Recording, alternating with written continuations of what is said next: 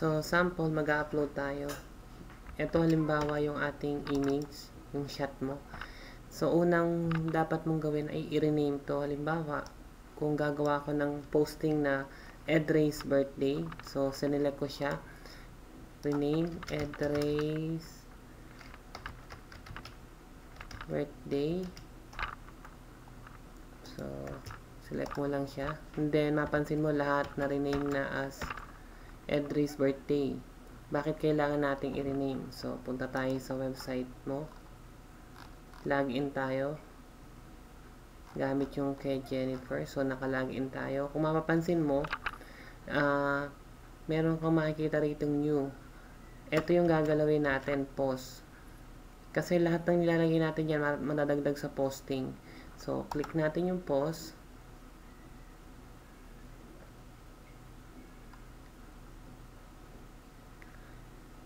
Then, mapapansin mo, same lang din siya nung post dito.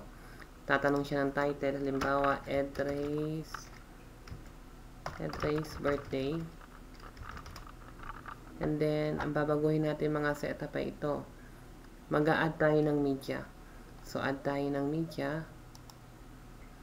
So, mapapansin mo, lahat ng nasa library, ito yung mga image na i-upload mo na.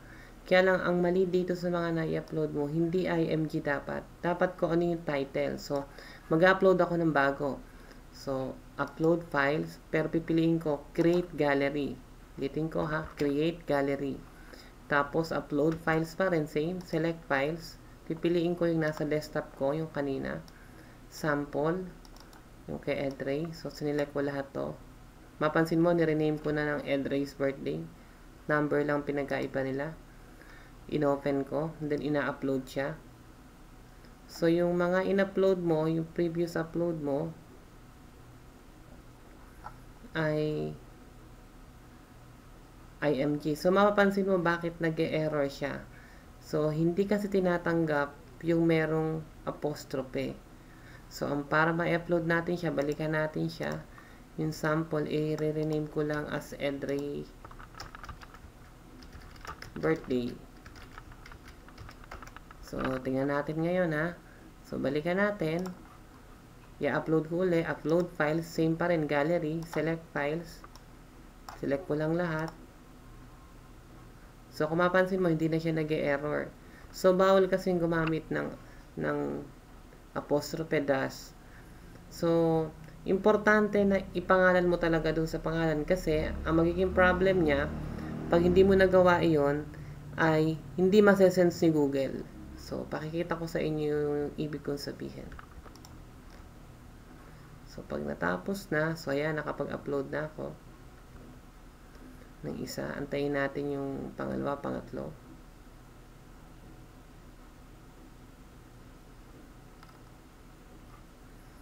So, kung mapapansin mo yung ginamit ko kay Sania, pangalan niya, tapos number. Ganun dapat. Ayan, no? Para ma-deselect yung image, control lang. Control, select, left click, left click. So, etong apat na ito yung image na gagamitin ko. Create new gallery.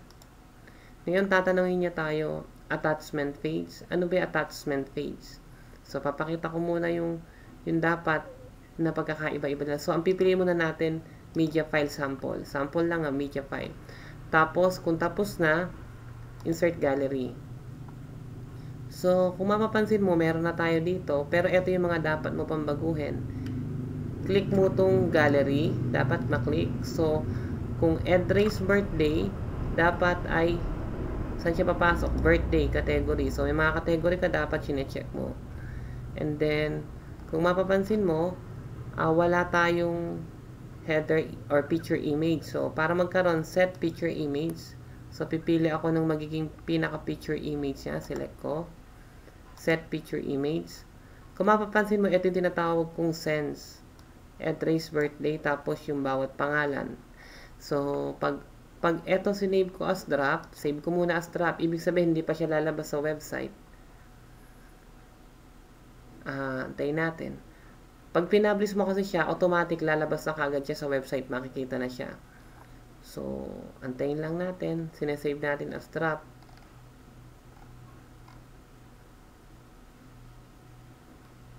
So, kapag binyo natin yung drop, click natin yung view post, ganito yung itsura niya. Ibig sabihin, pipreview natin. Ang view post ay same din as preview. So, ito yung itsura niya. Kaya lang, hindi pa siya nakapublish. Hindi pa siya lumalabas talaga sa site mo. Drop pa lang siya. So, kung mapapansin mo, kanina may pinindo tayo. Ano ba yung picture nito? So, ang disadvantage kasi nito yung nakaganito, naka-media file. Kung mapapansin mo, pwedeng i-print screen. Pwedeng makita nila yung image. So, mata-download nila. May mga ibang features na pwede sa Mac. So, hindi ko sinasuggest na ganito dapat. Ang suggestion ko lang, balikan natin ha. Ang suggestion ko ay back natin. Or pwede kayong pumunta ng dashboard. Balik tayo sa kanina. Dashboard. Tapos tignan natin lahat ng post. All post. So, ito yun. Naka-drop siya. Ang category niya, drop. So, kung mapapansin mo, pag nag-click tayo ng image, visit natin yung site. Pag nag-visit tayo ng site, nag-click tayo ng image, halimbawa, recent photoshoot. So, ito yung default. Pag kinlik natin siya, create more. So, kung mapapansin mo, pag kinlik ko siya, ang disadvantage kasi nung kanina, kahit nung ngayon, pwede ko siya i-save. Etong ginawa mo kasi, ang settings na ginawa mo sa kanya ay ganito. Ang settings na ginawa mo sa kanya, sa image, ito, ang ginawa mo sa kanya ay attachment page. Ano ba attachment page? So, ulitin ko ha. Update key gallery, preview natin. Ang ginawa kong settings, save muna natin drop.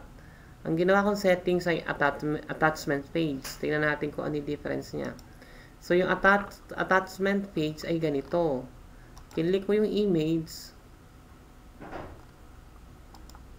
Kung mapansin mo, pag kinlik ko, pwede nilang i-save. Naka-attach lang siya. Ang dapat naging settings mo dapat doon, para hindi nagkakaganon, nung gumawa ka ng photo gallery, hindi dapat attachment page. Dapat none. Hanggat maaari none. O kahit yung media file, wag dapat to.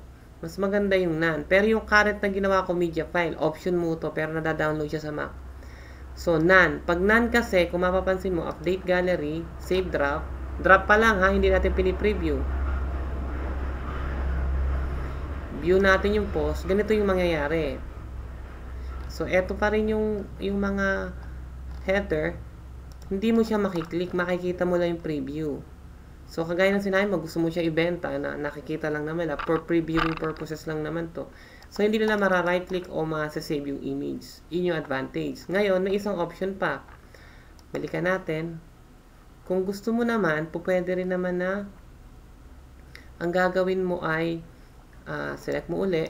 Ang pipiliin mo ay media file. Ano ba yung media file? Update natin. Save drop. Pero pwede mo na itong i-publish agad kung okay na sa'yo ha. Drop lang yung ginagawa ko kasi hindi ko siya pinapublish para hindi makita sa site. So, pag pin-review ko yung post, pag kinlik ko, clickable siya. Pwedeng ma-maximize yung full size. Pero walang right click. Kaya lang, minsan pwede siya i-print screen. Ngayon, option mo na kung ano yung gagamitin mo. Ha? Option mo na. So, balik tayo sa kanina.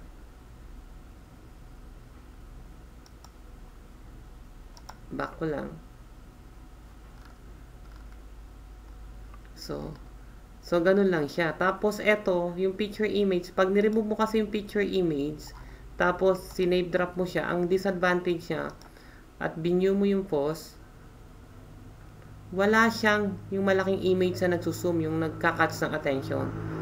Yun. So, i-back natin, ibalik natin, mag-set tayo ng picture image, pili tayo sa library dahil may na-upload na ako, select ko lang yung isang yun, isa lang yung pwede, set, tapos, save natin as drop, pero kagaya ng sinabi ko, pwede mo na agad i-publish, Tapos, view post. So, kung mapansin mo, ito yung advantage nito. Oh. Okay. So, sa sample ko, i-update ko siya. I-publish ko na siya para makita mo. Publish. Pag pinablish ko to, at bumisit tayo sa site, ayan, so na-publish na siya. Kung mapapansin ang palatandaan na na-publish, update, move to trust. Ito update na sa halip na publish. So, pag pumunta ako ng website mo, binisit natin, right click ko.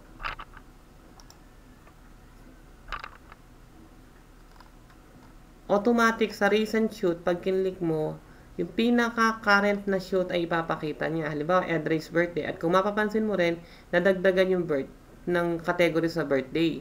So, bawat nadagdag mo na nakakategorize, madadagdag. Kamukha sa family, dalawa na, nadagdagan siya. Tapos yung archive, kung anong date siya in-upload, yun yung kagandahan sa site na to. So, i-click ko to, read more. So, ayan siya.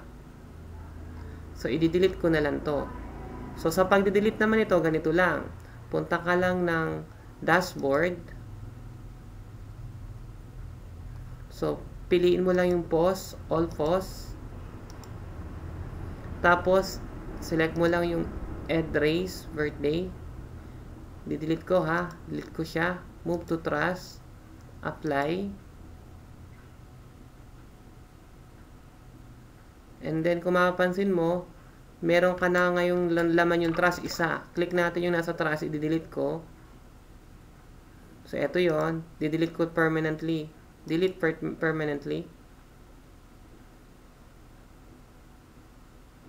Okay, wala na siya. Tapos, mapapansin mo rin, dun sa posting natin, pag binisit natin uli yung site,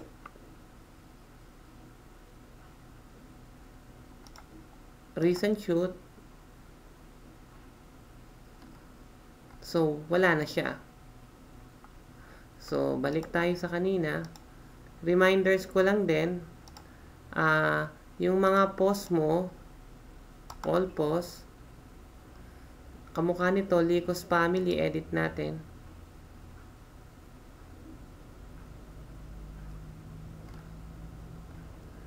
So, subukan nating i-edit yung image. Kasi may mga ginamit ka rito na hindi dapat. Halimbawa, punta tayo ng gallery para matrace natin. Or media. Media. Puntahan natin yung media. So, i-delete ko yung image sa in-upload ko kasi hindi mo naman to kailangan. Sample lang to. So, i-delete ko yung in-upload ko. Apply. Ngayon, may mga in-upload ka rito na hindi tama. Kamukha ng sinabi ko, ang kagandahan kasi dito, mapapansin mo, pati kung sino yung author, nakalagay. So, ako yung nag-upload nito, ikaw yung nag-edit at nagbago nito. Ang problem, sa Licos Family, ito, yung IMG na ginamit mo, mali. Hindi dapat IMG. Kung Licos Family siya, Licos. So, tingnan natin kung meron ng Licos Family, pwede mo siya i-search. Licos. Para hindi na doble-doble. Search media. Pag sinearch mo siya, so, merong Licos Family na isa. Isa lang. So, ang disadvantage dito, yung in-upload mo na ibang media ay hindi nakatama. Kamukha nito, IMG, hindi dapat IMG. So, dapat Licos Family 1, 2, 3. Kasi pag nag-search engine ka, IMG, hindi magagapang yung website mo. Mali yun. Magkaka-problem ka. So, kapag ang ginamit mo halimbawa ay Licos, pag nag-search pa lang sila sa Google, halimbawa, Licos Family. So, kung mapapansin mo, hindi siya magagapang. Pero, tignan natin yung ginamit mo na isa. Licos Family. So, tingnan natin. Hindi siya nagagapang kasi wala halos yung website. Teka. Tignan natin. So, hindi siya nagagapang. So, yun yung importance ng mayroong sense yung name. Para mas gusto mo siyang ma-promote or ma-sense, may tinatawag tayo na SEO. Search Engine Optimizer. Ibig sabihin, para mas magapang yung information regarding dito sa post, halimbawa kay Licos Family, kasi ang SEO is Search Engine Optimizer. Ito yung mga nakikita rito. Para pag tinype yung pangalan, nababrowse agad yung website mo. So, kamukha nito, Licos Family. Magdadagdag ka ng SEO. So, pwedeng ganito. Focus on keyword family portrait, Licos Family, o kaya Licos, para mas madali siyang ma-search.